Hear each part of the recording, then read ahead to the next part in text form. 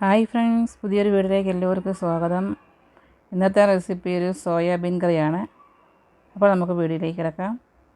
ഒരു പാത്രത്തിൽ കുറച്ച് വെള്ളം തിളപ്പിക്കാൻ വെച്ചിട്ടുണ്ട്. അതിലേക്ക് 1 ടീസ്പൂണോളം ഉപ്പ് ചേർത്ത് കൊടുത്തിട്ടുണ്ട്. ഇനി നമുക്ക് 1.5 കപ്പോളം സോയാബീൻ ഇതിലേക്ക് ചേർത്ത് കൊടുക്കാം. ഇതൊരു 5 മിനിറ്റോളം ഇതിൽ കിടന്നൊന്ന് വേകട്ടെ. അതിന് ശേഷം നമുക്കിത് കോരി തണുത്ത വെള്ളത്തിലേക്ക് മാറ്റാം. ഇപ്പോൾ തണുത്ത വെള്ളത്തിലേക്ക് ഈ സോയാബീൻ കോരി ഇട്ട് കൊടുത്തിട്ടുണ്ട്. ഇനി ഇത് നന്നായിട്ട് ഇതിൻ്റെ വെള്ളമെല്ലാം നമുക്ക് മാറ്റിയതിന് ശേഷം ഇതൊരു പാത്രത്തിലേക്ക് മാറ്റാം. ഇനി ഇതിലേക്ക് ഒരു 1/2 കപ്പ് തൈര് ചേർത്ത് കൊടുക്കാം. 1/4 ടീസ്പൂൺ മഞ്ഞൾപ്പൊടി, 1/2 ടീസ്പൂൺ മുളക് പൊടി, 1 ടീസ്പൂൺ ഗരം മസാല, 1/2 ടീസ്പൂൺ മല്ലിപ്പൊടി, 1/2 teaspoon ജീരകത്തിൻ്റെ powder, 1 teaspoon kasuri മെത്തി, 1 teaspoon ഇഞ്ചി വെളുത്തുള്ളിയുടെ പേസ്റ്റ്, ആവശ്യത്തിനുള്ള ഉപ്പ്. ഇത്രയും ചേർത്തതിന് ശേഷം ഇത് നന്നായിട്ട് മിക്സ് ചെയ്ത് കൊടുക്കാം. നന്നായിട്ട് മിക്സ് ചെയ്തതിന് ശേഷം നമുക്കിത് കുറച്ച് സമയം ഒന്ന് അടച്ച് വയ്ക്കാം.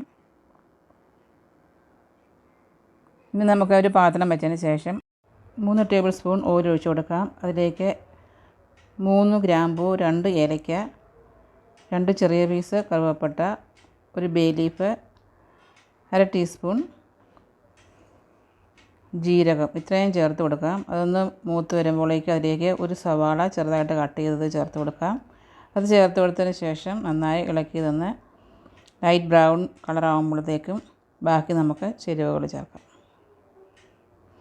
ഇനി ഇതിലേക്ക് നമുക്ക് മഞ്ഞൾപ്പൊടി ചേർത്ത് കൊടുക്കാം. 1/4 ടീസ്പൂൺ മഞ്ഞൾപ്പൊടി, 1/2 ടീസ്പൂൺ മുളക് പൊടി, 1/2 ടീസ്പൂൺ മല്ലിപ്പൊടി.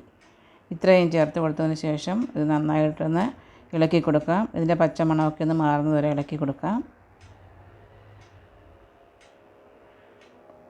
ഇനി ഇതിലേക്ക് നമ്മൾ മസാല പുരട്ടി വെച്ചിരിക്കുന്ന സോയാബീൻ ചേർത്ത് കൊടുക്കാം. ചേർത്ത് കൊടുത്തതിന് ശേഷം ഒന്ന് നന്നായിട്ട് ഇളക്കി കൊടുക്കാം.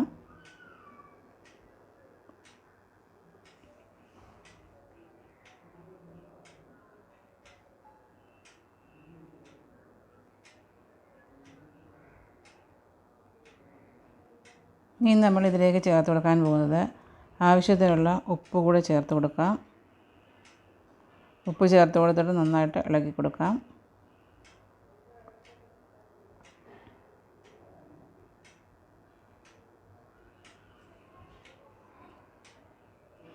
ഇനി ഇതിലേക്ക് 2 വലിയ തക്കാളി അരച്ച് വെച്ചിരിക്കുന്നതാണ്, അതുകൂടെ ചേർത്ത് കൊടുക്കാം. ചേർത്തതിന് ശേഷം നന്നായിട്ട് ഇളക്കി കൊടുക്കാം. ഇതിൻ്റെ പച്ചമണമൊക്കെ ഒന്ന് മാറുന്നത് വരെ നമുക്കിത് ഇളക്കി കൊടുക്കാം.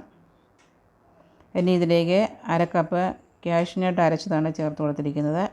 അതുകൂടെ ചേർത്ത് നന്നായിട്ട് മിക്സ് ചെയ്ത് കൊടുക്കാം. അതിന് ശേഷം ഇത് നമുക്കൊന്ന് അടച്ച് വെച്ച് ഒരു 10 മിനിറ്റ് നമുക്ക് ലോ ഫ്ലെയിമിൽ കറി വേവിച്ചെടുക്കാം.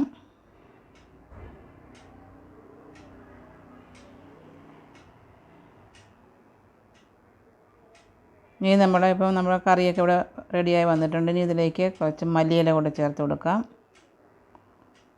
അപ്പോൾ നമ്മുടെ സോയാബീൻ കറി ഇവിടെ റെഡി ആയിട്ടുണ്ട്. വീണ്ടും പുതിയൊരു വീഡിയോ ആയിട്ട് വരുന്നതിലേക്കും ബൈ. Thanks for watching.